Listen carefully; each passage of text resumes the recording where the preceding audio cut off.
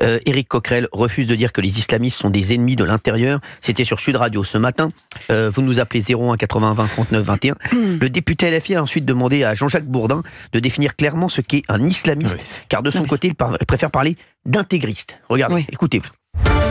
Est-ce qu'un islamiste est un ennemi de l'intérieur? C'est quelqu'un qui prône la charia. C'est quelqu'un qui prône la religion supérieure à l'état de droit et aux lois de la République. Donc vous êtes en train de m'expliquer donc un islamiste pour vous. Non mais j'entends. Vous êtes d'accord avec moi ou pas? Est un intégriste. D'accord. C'est un intégriste. Tous les intégristes, pour moi, c'est évidemment des adversaires politiques. C'est des adversaires politiques. Alors justement, je vous pose la même question ici autour de la table. Qu'est-ce qui est pour vous un islamiste? Tiens, Gauthier Lebray, j'aimerais bien avoir votre définition. Non mais c'est très clair ce qu'est un islamiste. C'est quelqu'un qui a une vision rigoriste de l'islam et qui s'en sert comme d'un moyen politique. On peut dire islamisme, on peut dire islam politique. Un islamiste, c'est Elias Dimzalen qui va dans les médias, donc maintenant sur le service public, pour dire qu'une abaya est la même chose qu'un pantalon, qui souhaite qu'on puisse tester les limites de la République, les circulaires de Gabriel Attal et la loi, en disant aux filles et aux garçons de confession musulmane, allez-y en camis, allez-y en abaya, allez-y en voile, pour voir les réactions de l'État français. Éric Coquerel, il fait exprès de pas savoir ce qu'est un islamiste, parce qu'il est copain avec Elias Dimzalen et qui s'est affiché pas plus tard qu'il y a une dizaine de jours avec lui, en marge d'une manifestation. Et vous avez vu, dans le premier son que vous avez passé, Cyril, très intéressant, c'est lui qui fait la confusion entre musulmans et islamistes. Oui, c'est vrai. C'est lui qui fait la confusion entre islam et islamisme, parce qu'il dit, derrière, je vois ce qui se cache, c'est les musulmans. C'est insupportable, mais c'est bien la preuve que c'est eux qui font la confusion. Alors, ils vont à chaque fois plus loin dans la volonté électoraliste pour aller chercher un électorat toujours plus communautaire. Donc d'abord, c'est les propos insupportables depuis le 7 octobre. Ensuite, c'est s'afficher avec Elias Dimzalen, traiter le Figaro d'islamophobe, et maintenant, c'est carrément refuser de dire que les islamistes sont des ennemis de la République alors qu'ils ont du sang français sur les mains. J'aimerais bien qu'on sorte aussi le son de Dominique de Villepin samedi soir sur Quelle époque sur France 2, parce que je pense que Dominique de Villepin a une idée derrière la tête. Je vais vous en parler dans un instant sur Europe 1, bien entendu. Dominique de Villepin qui est, je pense, pour moi c'est voilà, je vais vous en parler dans un instant de Dominique de Villepin des DV.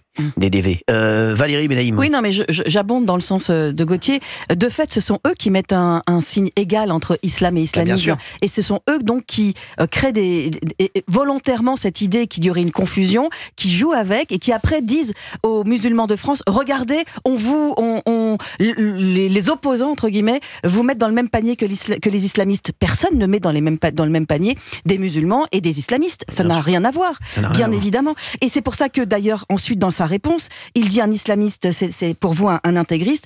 Tous les intégristes sont pour moi des adversaires politiques, et donc en fait il explique qu'il s'agit en fait d'adversaires simplement politiques, mais ce n'est pas que ça, c'est-à-dire que les islamistes viennent mettre des coups de boutoir au fondement même de la République, au fondement même de la laïcité. 01 80 20 39 21, vous nous appelez sur Europe 1. D'Artigol, Olivier. 10 ans, attention, on y va mollo avec lui. Oui, il est pas bien. Mauvais week-end. Mauvais week-end, il a perdu une paire de chaussettes. On a beaucoup parlé de la loi de 2014 sur l'apologie du terrorisme. Presque 10 ans après le Bataclan, tout le monde sait bien dans notre pays ce qu'est un islamiste. Bien sûr. Tout le monde sait bien, à commencer par les musulmans d'ailleurs, qui font bien la distinction entre l'islam de la tolérance compatible avec les règles de la République et des islamistes qui mènent une guerre politique, idéologique, culturelle à temps plein, qui sont parfaitement identifiés, et donc il ne peut pas y avoir de flou. Mais Éric Coquerel sait très bien tout ça. Ça va, monsieur D'Artigol? Monsieur D'Artigol, vous êtes en salle de réveil. L'opération s'est bien passée. Votre famille vous attend dehors. Ne vous inquiétez pas, monsieur D'Artigol. Je sais que ma chérie est là. L'opération s'est très bien passée. Hein, et moi, on dirait pas qu'il est en salle de réveil. Cyril, ça va très bien. Et contrairement à Éric Coquerel, Cyril, moi je pense qu'un intégriste, c'est pas un adversaire politique. Parce qu'un adversaire politique, c'est lui donner une légitimité. C'est-à-dire qu'on peut dialoguer avec lui sur un plan politique. Or, pour moi, ils sont hors champ de la République. Moi, ma définition, c'est dans le vivre ensemble. C'est quand une personne place les lois du Coran au-dessus des lois de la République. De n'importe quelle religion. Et de n'importe quelle religion, vous avez parfaitement raison. Là, en l'occurrence, on parle des islamistes. Ça, donc c'est l'islam et le Coran. Voilà, c'est quand on place ces lois du Coran au-dessus des lois de la République. Dans le vivre ensemble, je parle.